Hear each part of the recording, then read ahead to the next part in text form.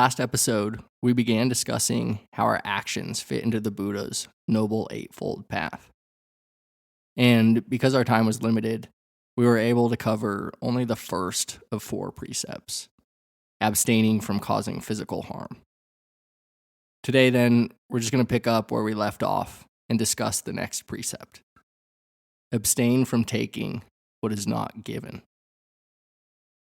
The Buddha said, "Avoid taking what is not given, and abstain from it.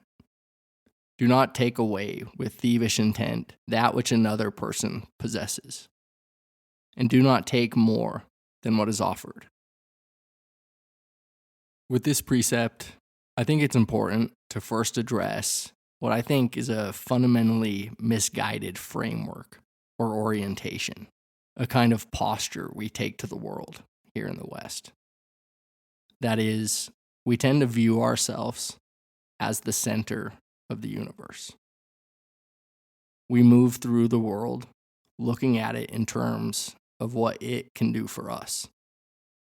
Because of our Judeo-Christian underpinnings, which I think too many of us have come to take literally, there's this deep-seated idea that we were put onto this earth, that everything was, in some sense, made for us. But as Alan once said so beautifully, we do not come into this world. We come out of it as leaves from a tree. This shift in frame dramatically changes the Buddha's second precept. With this new understanding or view, we see that nothing is ours. Everything belongs to the earth. It belongs to the collective. We're only borrowing the earth's resources for a time, including our very own bodies. Deborah Adele captures this quite succinctly. We're visitors in the fullest sense of the word. You wouldn't go to a friend's house for dinner, complain about the food, leave your shit lying around, and walk off with the candlesticks because you wanted them. And yet, this is so often how we treat our world. Non-stilling asks us to live in harmony and reciprocity with the whole of existence. Where stilling expresses our greed or envy, our egocentricity, non-stilling is the expression of love and compassion. It's an expression of our fundamental non-duality. So, really, abstaining from taking what is not given implies a lot more than not stealing. It's an inherent understanding that we're in debt to this gift called life. When we really understand this, we can see that when we possess or own our things, we are in a way stealing from life. Now, of course, there's utility in property law. I understand that we don't want to live in a world where we have no claim to our homes, cars, phones, laptops, and other possessions. That would be a nightmare. What I'm pointing to here runs deeper than the relative level. It exists on the ultimate, with the direct experiential understanding of our selfless nature. Here, we can't possess anything. Because, however, we play out our lives on the relative level, we'll naturally use language like my house, my car, my phone. We just need to be careful that our language doesn't distract us from the deeper truth that nothing really is ours. We got to remember to keep one hand on the truth, to hold the relative and the ultimate together. When we do this, we can start to view everything in our possession as something precious, something on loan to us, as something we need to take really good care of. When we forget and get lost in the relative world, when we collapse into thought, we succumb to greed. We forget that everything is borrowed. And so we end up stealing in all kinds of ways. You don't need to look far to see that our greed has stolen from every creature of this planet. We've dumped plastics into our oceans, destroyed forest upon forest, replaced more and more of the Earth's surface with concrete jungles, landfills, and commercial crops that destroy the soil. And what about the future? Aren't we stealing from it too? Stealing from our children and grandchildren, consuming with an insatiable appetite. Again, as Deborah Adele says, we exist in a giant black hole, which no amount of possessions can fill. There's excess everywhere. Excess in our bodies, excess in our closets, excess in our schedules. We've forgotten entirely about tomorrow. We live as if there will be no one here after us.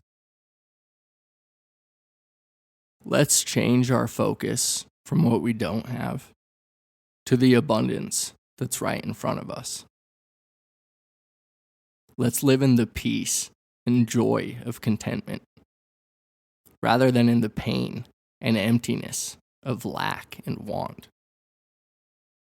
Let's expand not our possessions, but our very beings by getting in touch with the vast gratitude that's available to us.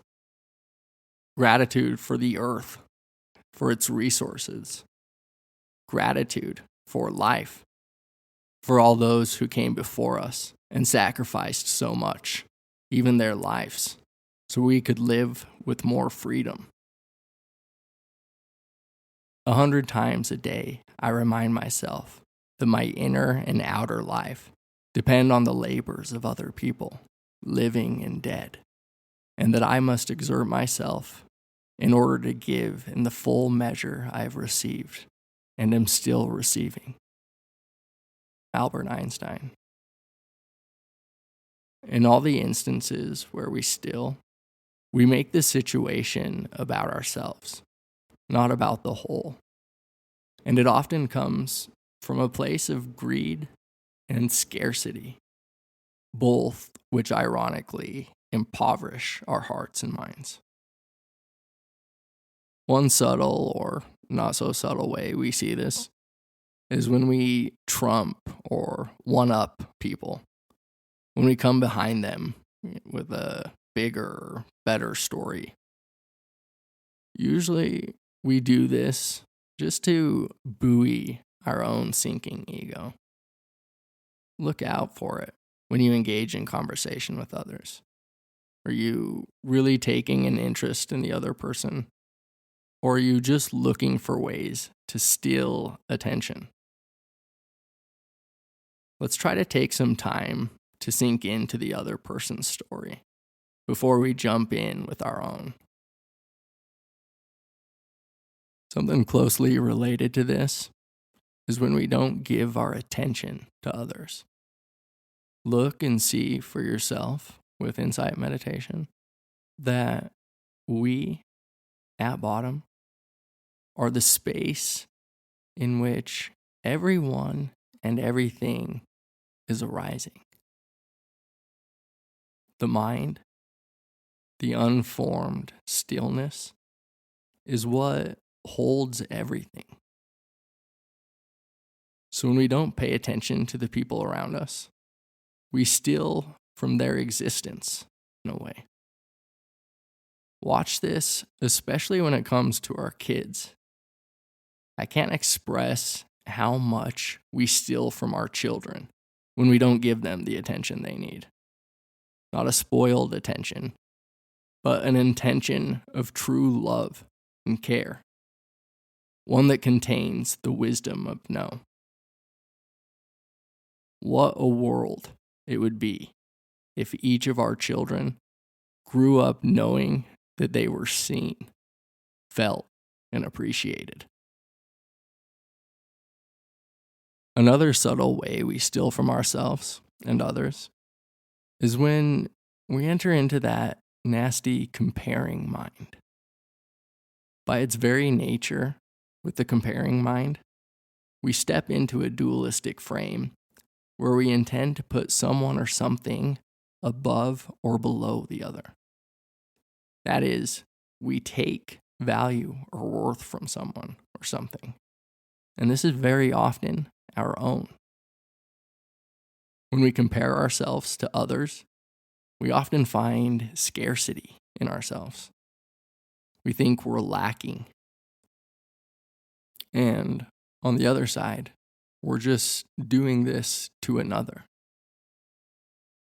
There's a common saying that's attributed to many people, but it says, comparison is the thief of joy. Well, before we turn and look at some of the antidotes to stealing, let me first just reflect some questions to explore how we might be stealing from ourselves. When you impose an outside image of you onto yourself, are you not stealing from the uniqueness, from the very essence of who you are? When you don't believe in yourself, are you not stealing the vitality and passion from your heart to live and express freely?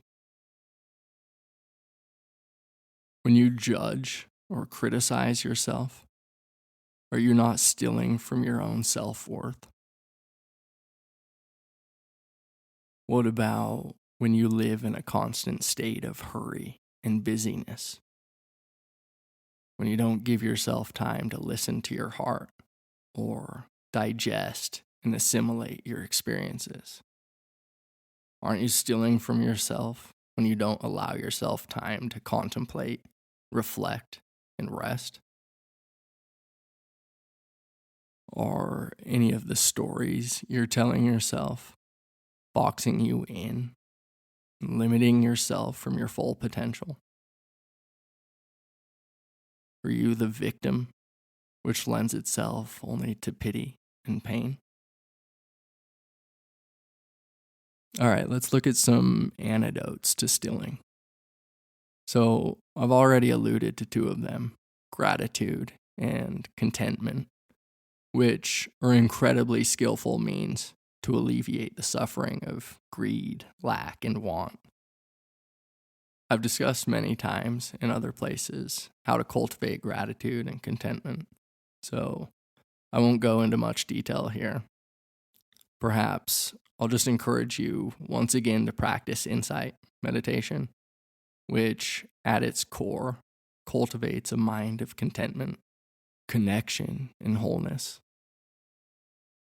But there's one more antidote I want to highlight, one that cuts straight to the heart of our spiritual practice and taps into the boundless wellspring of love within each of us. That is generosity, the far opposite of greed. The power of generosity to open, soften, uplift, and expand the heart is so powerful that the Buddha is said to have begun every public discourse with generosity. The Buddha said, "If you knew what I know about the power of giving, you wouldn't let a single meal pass without sharing it in some way." Now, as with all our trainings along the path, generosity too is a practice. It can be cultivated, developed, and strengthened. And when we do, it can lead to tremendous new levels of peace, non-attachment, and ease. To begin, it may be prudent to simply open awareness to generosity, to open to the generosity in the world, as well as the impulse of generosity in your own heart, and to see how this generosity shapes and colors your mind. Next, especially if you've been conditioned to live from a scarcity mindset, you can practice tentative giving. By this, I mean exploring hypothetically giving something away. You might have an old possession you never really use and consider giving it away. See what this does to your heart and mind, even if, in the end, you aren't ready to depart from it. I bet you'll find some joy by tapping into a sense of connection with the person on the receiving end. See if this creates space in your heart and a sense of expansion in your mind. Another way to practice generosity is to share your things rather than give them away. Let others share in the enjoyment of your possessions. See what this does to your sense of well-being. Then, as you grow more comfortable with giving, as you eliminate the sense of scarcity within yourself, you can then practice giving freely and discover the joy in that munificence. Of course, this doesn't mean you need to give everything away. We need to be compassionate and caring with ourselves too. Rather, simply give where you can without adding unnecessary stress to your life. Practice cultivating generosity, and I can guarantee you'll discover an abundance within yourself. Continue down this road, and I think you'll discover more and more that you don't need a lot of things to be happy. It's our relationship to life, to the Dharma, that determines our happiness or sorrow, not the number of possessions we have. It is witnessing that you are always, already, entirely whole. Now, to close out, I just want to share this bit by Khalil Gibran, who says, "You give but little when you give of your possessions. It is when you give of yourself that you truly give." With generosity of heart, may you truly be at peace.